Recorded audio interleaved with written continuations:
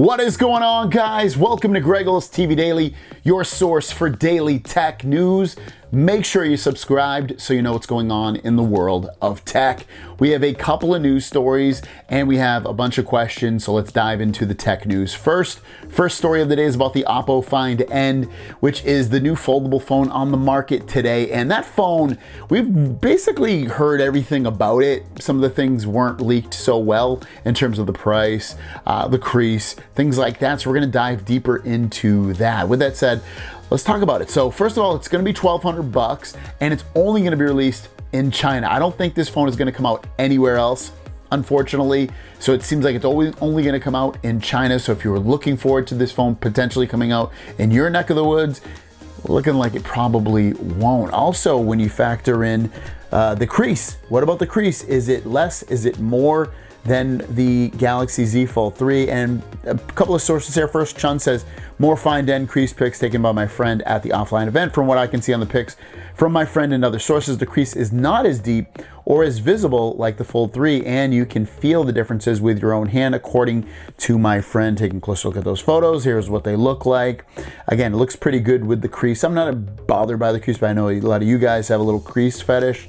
And then Ice Universe also dives into it, saying for those who have find creases in Find N, their hearts are fragile. In fact, they've begun to feel inferior.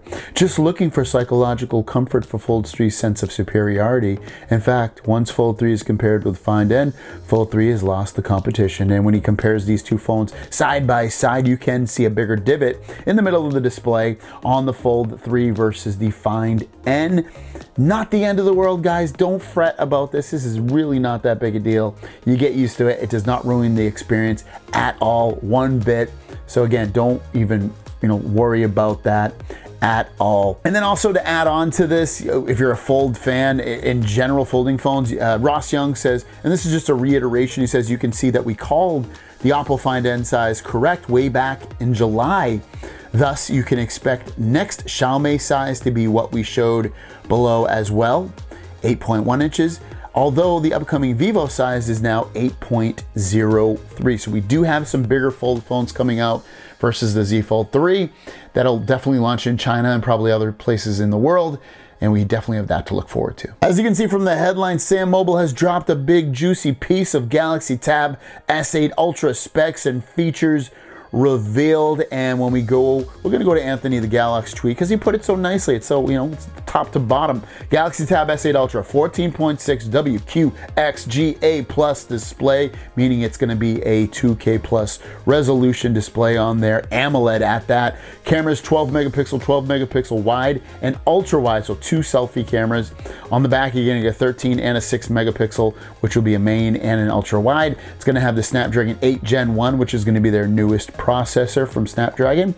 8, 12, or 16 gigs of RAM, depending upon which storage amount you choose, 128, 256, or 512. It's gonna have a monumental 11,200 milliamp battery with 45 watt charging, run One UI 4.1, DeX portrait mode, and DeX landscape.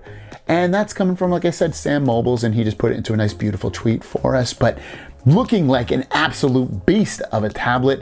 I am probably gonna grab this one, at least I feel like I'm going to.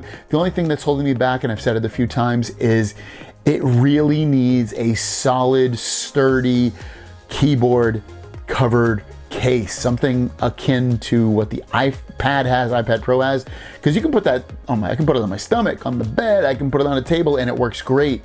The last ones that Samsung has put out for their tablets, not so much. You can't really put it on anything less than a sturdy table.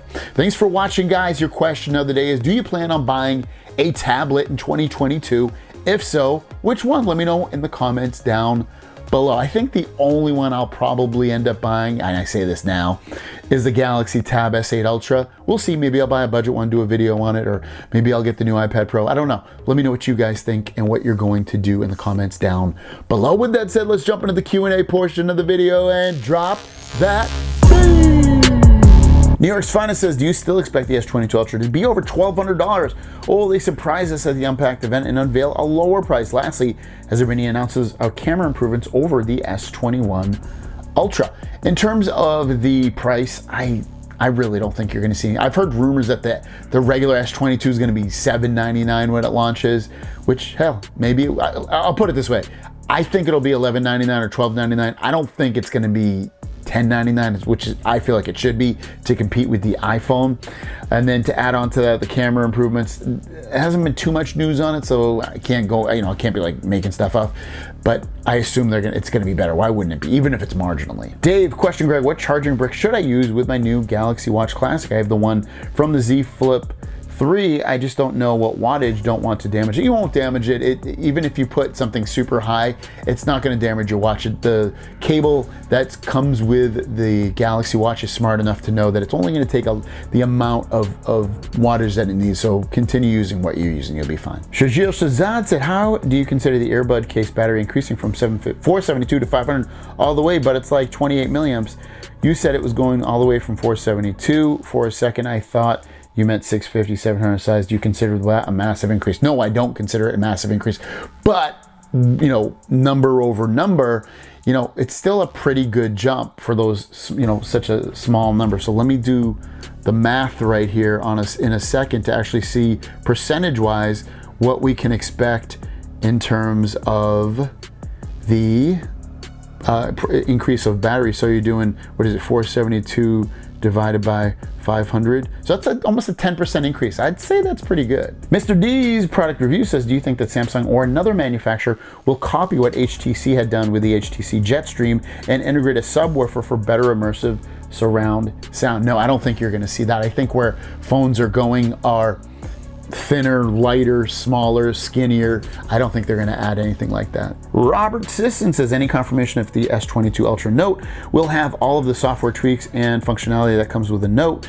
A friend of mine just got the Fold 3. It is really nice with the large canvas, but I still like the compact Note design with interrelated S Pen and excellent camera specs, a real priority for me. Yeah, I'd say we don't know in terms of the software functionality and the features that the S22 Note will have versus a regular just plain old Note, but you got to put all your chips in and say, yeah, it's going to have that. I would be completely shocked and completely dumbfounded if they didn't do an exact copy to copy of features that the Note has and put that on the S22 Note. And our last question, Mustafa Ahmed. Hi Greg, do you think the upcoming Oppo Fold or OnePlus Fold can take some customers away from the Samsung Fold phones? Can it take some away? Yes. Will it?